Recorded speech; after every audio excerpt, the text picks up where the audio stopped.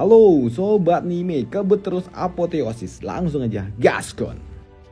Mereview sedikit dari part sebelumnya. Setelah pertarungan panjang dalam event antar puncak, pertarungan panjang Zen di dalam event itu pada akhirnya membuat Zen pun memenangkan peringkat 1 setelah ia bertarung habis-habisan dengan Pai. Di sini Zen pun yang mendominasi pertarungan mendapatkan boostingan mental karena dalam pertarungan itu Zen didukung oleh adik imutnya. Pertarungan event selesai membuat mereka peringkat 1, 2, dan 3 diundang untuk dapat bertemu oleh pimpinan aliran. Setibanya mereka di ruangan pimpinan, tentu saja sebagai murid, mereka pun menyapa dengan sangat sopan. Karena Zen memenangkan event itu, maka dirinya pun berhak mendapatkan suatu hadiah. Di sini Zen pun ditawarkan untuk memilih satu hadiah senjata kelas dewa. Dari begitu banyak opsi pilihan Zen pun jatuh kepada sebuah pedang unik yang memiliki aura jahat di dalamnya, yang disebut sebagai Dark Blood atau DB aja lah, ya kan, biar enak. Melihat Zen mendapatkan hadiah pedang, membuat ahli pedang yaitu Huang Mi ingin mendapatkannya juga. Tapi sayangnya hanya Zen lah yang mendapatkan hadiah itu sebagai pemenang event pertarungan. Dan tujuan pimpinan memanggil 3 orang murid ini karena ia ingin membawa mereka bertiga ke dalam event jalan percobaan. Dimana jika mereka berhasil lulus dalam event itu, maka mereka akan menjadi anggota istana, anggota Raja Dinasti Feng Tian. Yang berarti ada suatu kesempatan bagi Zen untuk dapat membantu instruktur Su dalam perebutan tahta kaisar. Zen yang ingin segera membantu instruktur Su, Doi pun tidak ingin membuang-buang waktunya hanya untuk event itu. Tapi hal itu pun langsung ditolak oleh pimpinan. Doi tahu kalau Zen pasti ingin segera membantu instrukturnya, tapi kemampuan Zen saat ini tidak cukup. Doi juga meminta Zen untuk tenang saja, karena instruktur Su termasuk instruktur dari aliran King Yun. Dan sebagai pemimpin, dirinya juga pasti akan dapat memastikan instruktur Su dalam kondisi yang baik-baik saja. Ya, Zen pun paham akan maksudnya. Doi pun harus menjadi lebih kuat lagi untuk dapat membantu dan juga melindungi instrukturnya juga yang telah banyak membantu dirinya. Dan setelah 1 bulan kemudian, Zen pun yang sedang bersantuy-santuy dengan adiknya, tiba-tiba saja Doi pun merasakan langit bergetar. Dan dari langit tiba-tiba saja muncul wajah yang berteriak mencari pimpinan aliran King Yun. Xin Jiangtian, keluar kau! Xin Jiangtian, di mana Luoyan? Bukankah dia ada di gunung api pensucian? Kenapa beberapa hari ini aku tidak melihatnya di tempat itu? Melihat tekanan yang mengerikan itu, di sini Zen pun juga tahu kalau kekuatan itu adalah kekuatan yang dimiliki oleh penguasa daerah tengah yang memang mengincar adik perempuannya untuk diambil kekuatannya. Dengan teknik proyeksi awan itu, di sini penguasa daerah tengah pun memberikan suatu ultimatum. Bila dalam waktu 1 bulan Luoyan tidak dapat menembus ranah alam pil dewa, maka pimpinan King Yun harus membawa Luoyan ke tempat dirinya langsung. Karena Doi memiliki metode khusus untuk dapat memaksa perkembangan kultivasi Luoyan itu. Dan jika tidak, maka seluruh aliran King Yun akan dimusnahkan dari muka bumi. Mendengar ultimatum itu membuat Luoyan pun ketakutan di pelukan Zen. Dan sebagai kakak yang bertanggung jawab, di sini Luo Zen pun bersumpah kalau ia akan membunuh penguasa daerah timur itu. Di sini Zen pun juga berjanji kepada adiknya, Luoyan, lihatlah mataku. Aku bersumpah dan berjanji akan membunuh orang itu untukmu. Bagus. Murid King Yunku memang sangat berani, tapi aku sendiri sebagai pimpinan aliran King Yun tidak cukup kuat untuk dapat melawan orang itu. Dan jika waktunya tiba, aku harap kau tidak menyalahkanku karena aku tidak dapat melindungi adikmu. Karena kau tahu aku tidak cukup kuat untuk melakukannya, ujar pimpinan. Yah pimpinan, aku tahu, kau tidak perlu khawatir, aku jamin aku dapat mengalahkan orang itu, ujar dari Zen.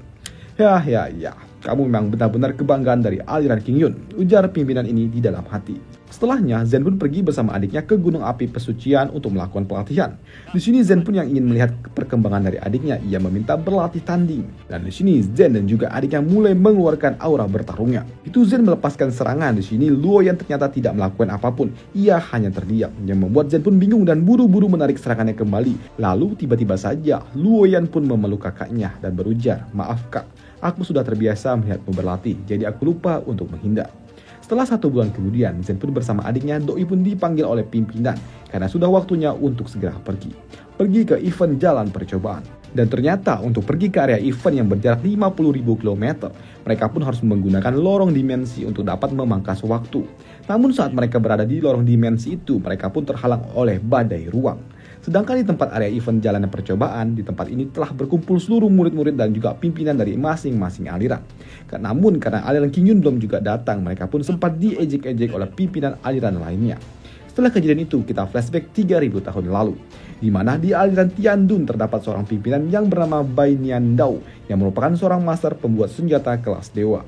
Doi yang merupakan seorang master yang memiliki tubuh spesial layaknya Luoyan, mengabdikan dirinya dalam proses pembuatan senjata. Namun sayangnya ada suatu insiden di mana saat ia sedang membuat suatu senjata yang dinamakan Mother Sword dan juga belati kecil yang dinamakan Chill Sword. Di dalam proses pembuatan senjata spesial itu, tiba-tiba saja tungku api yang digunakan untuk melebur harus meledak, yang membuat senjata itu pun menjadi tidak stabil dan mulai membunuh seluruh murid-murid penempa senjata.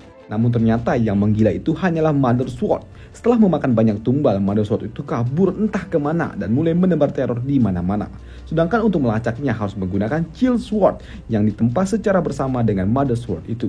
Setelah 30 tahun menghilang, terdengar kabar kalau pedang itu telah jatuh kepada seorang manusia yang jahat yang telah melakukan pembantaian.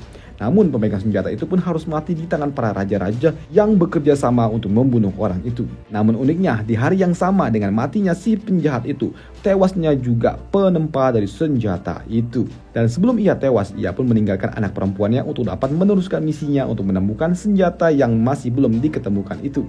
Dan itu pun terus bergilir hingga ke penerusnya, hingga 2 tahun lalu menimpa seorang penerus terakhir, doi yang memang memiliki tubuh feminim galaksi. Ia mendapatkan suatu kabar kalau ada seorang penguasa di daerah tengah yang sedang mengembangkan teknik iblis yang mengincar wanita-wanita pemilik tubuh feminim galaksi untuk diewe dan diambil kekuatannya. Dan doi pun ogah untuk dapat diewe oleh orang jelek. Namun seketika terjadilah suatu peristiwa di rumah wanita itu yang kedatangan seorang pencuri yang berhasil mengambil Chill Sword peninggalan leluhurnya. Bersamaan dengan peristiwa itu, doi juga merasakan kalau hidupnya telah berakhir dan tidak akan lama lagi. Dan ia lalu menulis suatu surat wasiat untuk dapat diberikan kepada rekannya dan meminta kepada muridnya untuk memberikan surat itu kepada temannya. Setelah flashback asal muasal dari senjata pisau terbang milik Zen, kita kembali flashback ke rekannya Zen. Saat ini kita diperlihatkan di daerah Taiyan, kota Tiangsong. Muncullah seorang bocah. Bocah ini hanya menghabiskan hidupnya hanya untuk belajar, dan karena ia bosan, ia memutuskan untuk berkeliling kota serta melihat pelatihan seorang murid di dalam dojo. Namun sayangnya doi ketahuan dan ditangkap karena telah dituduh mencuri ilmu. Namun ketika doi akan dihukum, doi diselamatkan oleh seorang kepala dojo yang tahu dan merasakan kalau bakat bocah ini sangat luar biasa. Merasakan sesuatu yang spesial dari bocah ini, kepala dojo pun menawarkan untuk berlatih di tempat ini. Namun hal itu pun tidak terjadi ketika bapak tuh bocah datang dan memaksa anaknya untuk segera kembali pulang. Bapaknya pun mengatakan kalau bakat yang dimiliki anaknya ini terlalu bagus untuk belajar di dojo itu. Dan saat ini juga belum waktunya bagi si bocah untuk berlatih teknik bela diri. Doi harus memahami seluruh teori-teori yang ada di dalam buku perpustakaan keluarga. Dan ketika waktunya tiba, ketika seluruh buku telah dibaca dan doi mendapatkan kesempatan untuk berlatih menggunakan pedang, hingga 3 tahun kemudian bapak tuh bocah sakit keras dan sakaratul maut, yang pada akhirnya harus tewas dan memaksa bocah itu harus berlatih mandiri dan mulai menjelajahi dunia. Dan petualangan bocah itu pun dimulai ketika ia tiba di suatu kota dan menantang Bang Jago yang ada di tempat itu untuk segera bertarung. Dan bocah itu bernama Hua Tiangming yang merupakan temannya Zen saat ini. Untuk flashbacknya Zeng sendiri, 1 bulan lalu sebelum ia pergi mengikuti event, doi yang berlatih dengan adiknya di puncak gunung api penyucian membuat adiknya pun bertanya tentang bagaimana kabar dari bapaknya. Apakah telah membaik dari sakitnya atau bagaimana?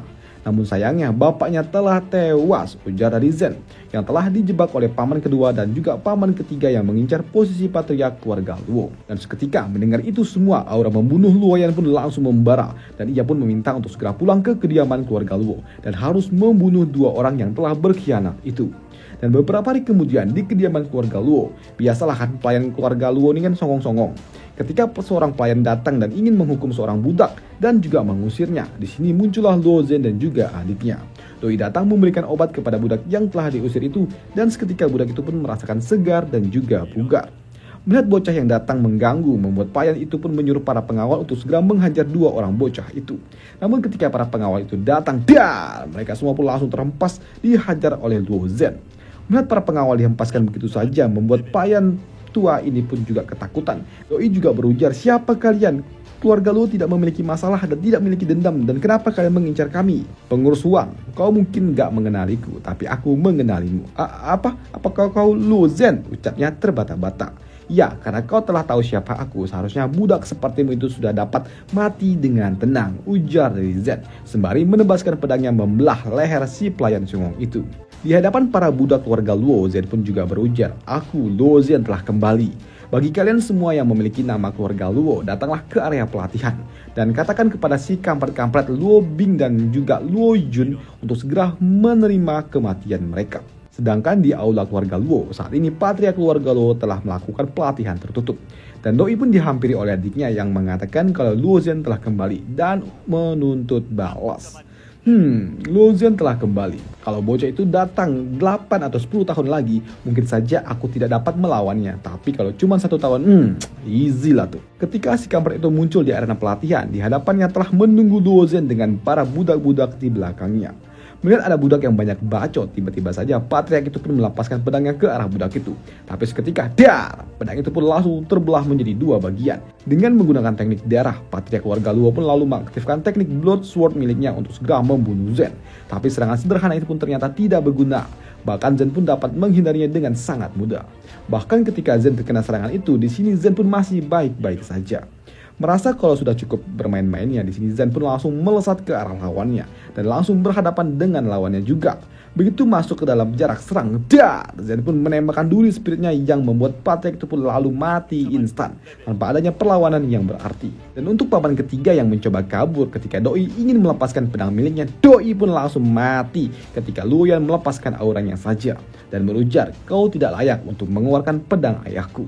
Dan setelah kejadian itu, Zhen pun kembali ke aliran Qingyun.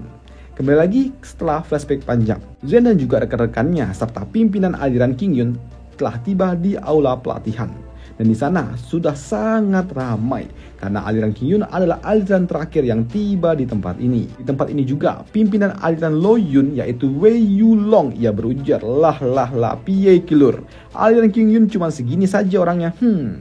Ya, meskipun kuota aliran kami terbatas, tapi aliran kami datang dengan 3 besar pemenang pertarungan puncak. Sudah pasti mereka tidak akan meremehkan percobaan ini.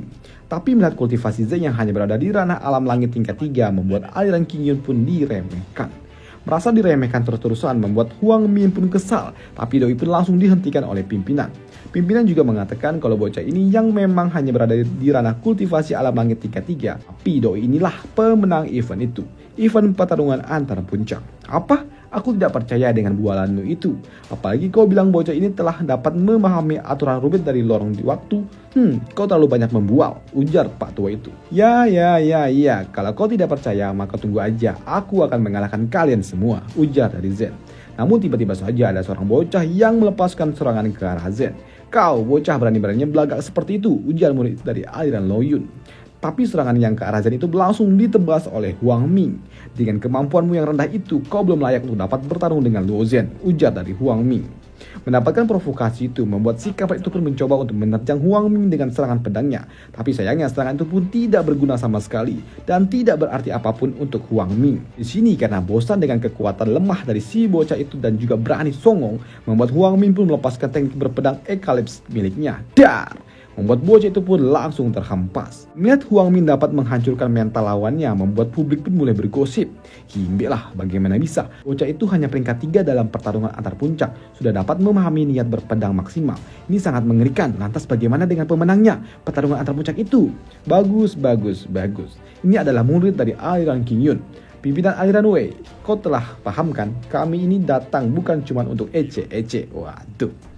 Namun tensi tinggi itu tiba-tiba lalu dihentikan ketika senior dari Istana Awan datang yang membuka suatu pintu dimensi. Pintu yang akan membawa para murid-murid untuk segera masuk ke dalam event, yaitu event percobaan. Ketika para murid sudah masuk ke dalam pintu itu, mereka pun ditransfer ke tempat lain, tempat ujian berlangsung.